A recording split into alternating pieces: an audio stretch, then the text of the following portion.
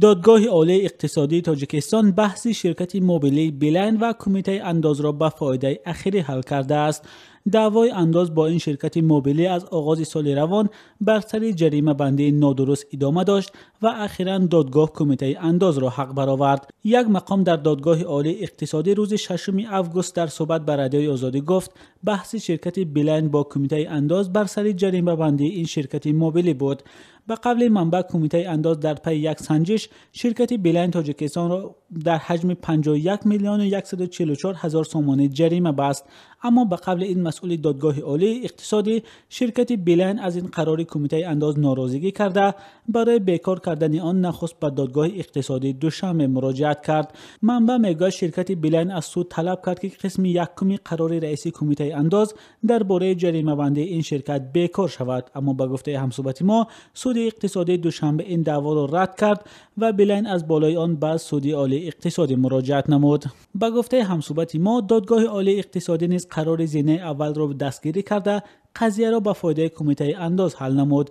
در دادگاه عالی اقتصادی میگویند بحث همه طرفه آموخته شده بر اساس دلایل پیشنهاد شده قرار صادر شده است. شرکت بیلین در حال باز میلیون ها سومانی جریمه می شود که اخیراً مالکان آن تغییر یافتند.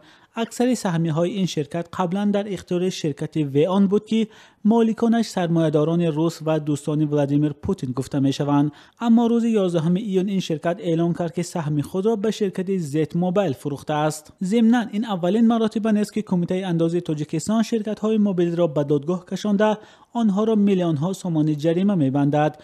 از جمله سال 2016 کمیته انداز شرکت بیلین را با اتهام نپرداختن مالیات در حجم 151.3 میلیون سومانی جریمه کرد و بحث به فایده دولت حل شد. مقامات انداز در تاجیکستان در سال 2016 در مجموع 3 شرکت مخابراتی را به پرداخت اندازهای هنگفت موظف کردند.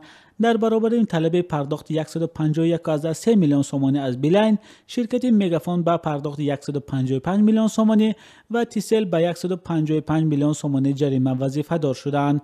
در بحث‌های قبلی دادگاهی این شرکت‌ها بحث را با کمیته انداز باخته بودند.